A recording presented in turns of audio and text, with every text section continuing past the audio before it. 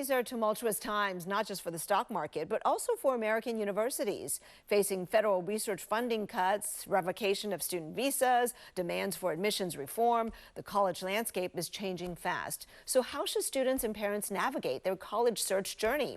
Joining us live now to share important tips, Dean of College and Gap Year Advising at the Jewish Community High School of the Bay in San Francisco, Lauren Cook. Lauren, welcome. Good to see you again. Thank you. It's good to be here. We have so much to talk about, changes to standardized testing, and students are weighing their options on which college, right, after getting their decisions in the past 3 weeks. But I do want to start with the impact and questions arising from the administration's actions. First, the administration is trying to eliminate the Department of Education. What would that mean for student loans? We're still sort of learning what the fallout might be from this, but in terms of the college admission process, moving federal student aid to the Small Business Administration office, as has been suggested, will be provide the biggest impact for students. I'll just remind viewers that Congress has to pass new laws to move or change these programs, so this isn't a done deal until that happens. And at this moment, there's been no sign in a drop of aid offers to college or students that have just been admitted to college.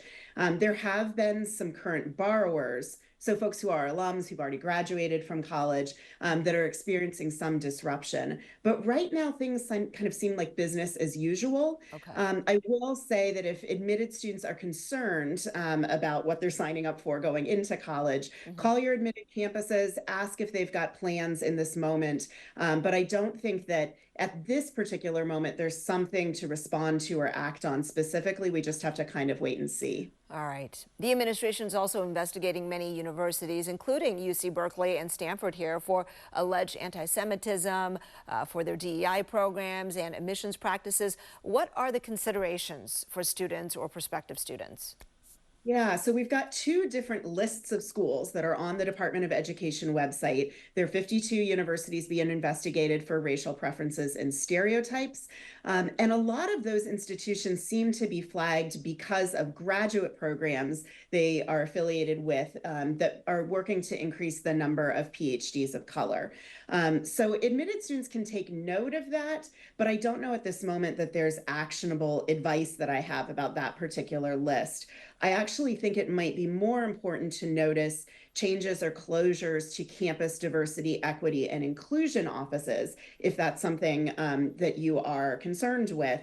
This has been happening in dribs and drabs since the inauguration, and includes schools that sort of well beyond the scope of that list. All right. There are also then 60 universities that are being investigated for alleged anti-Semitic discrimination. Yeah. And concerns families, again, take note of this list, but I will note, and obviously I work at a Jewish school, so I'm in these conversations every day. There's heavy overlap between this list and schools that Hillel International highlights as being places that Jews choose because of the high percentage of Jewish students there. So if you are concerned about anti-Semitism, absolutely look at this list, but there are lots of other resources as well. The Anti-Defamation League has a college scorecard where they're actually giving colleges grades. You can consult the campus Hillel there, just call up and ask to speak with the director about what's happening on the ground, and look at other pieces of the program on campus. Do they support Israel study abroad? Are there Jewish studies programs available? And then to the funding question, yes, that's real. And yesterday we had Cornell and Northwestern added to the list of places where potentially they are losing some federal funding because of these investigations. This is uncharted territory here, so I'm not really sure what this is going to look like in the long term. But again, I would contact campuses to ask if they have plans around this, if there's anything they can share with you, because the lack of funding, the ability for students to do research, to say nothing of faculty members, could have some long-term implications. Yeah, long-term for sure. Okay, this year's application season is over, right? Decisions have come out, and now students are trying to decide where to go. That's easy if you got into your dream school, but if you're waitlisted, what should you do? I mean, a lot of people go, ooh, should I write a letter of, continued interest saying I love you and, accept me?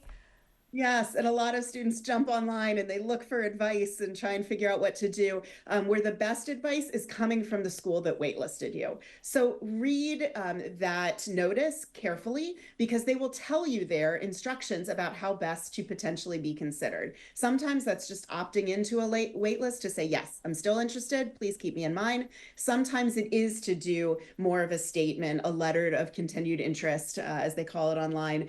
But please follow directions because I would hate for students to spend 2, 3 hours crafting this sort of dissertation about why they should be admitted, only to know that that's going to just wither in an email inbox and isn't going to be read. The UCs are really explicit about this as well. So just read that advice and then get excited about the places that do actually want you, where you have active admission offers, because nothing's guaranteed with a wait list. Some folks are lucky and get off, and a lot will not, and just should consider the places that are options for them at this point and get excited and plan where to enroll. Good advice. Okay, Lauren, we only have about 45 seconds left, and this is nearly impossible, but I'm going to run through a couple graphics because there were information with regard to standardized testing that are really important that you passed along.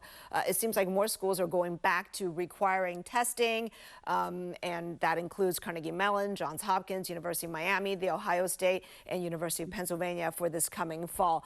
But also talk about these changes to the ACT tests, right? It's like the two main tests, SAT and ACT. What's happening with this?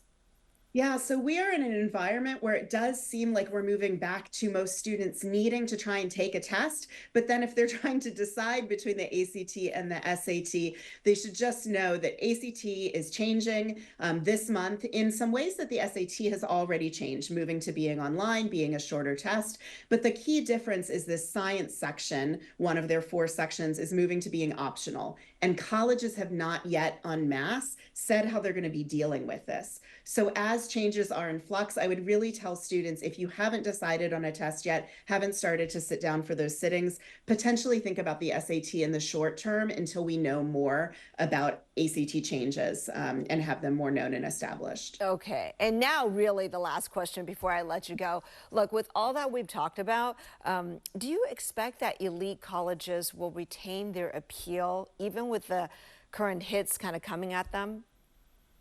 What a great question. On the one hand, I think yes, students love brand names. Americans love brand names. They like to be associated with something that oddly may or may not want them. But I hope that students will be thinking critically about that choice and thinking about fit, because this is 4 years of your life. This is where you're sleeping and eating and the friends that you're making. And it's not just about the name of the institution. And so maybe the silver lining here is that everyone will just take a beat, pause, and think about, is this really the best place for me? How much do I know about it beyond what I see in the media? You know what? That's where you'll thrive, is where you're most comfortable, right? It's not just about the hoodie and whether it impresses the person you don't know. Lauren Cook, always great talking with you. Thank you so much. Thank you.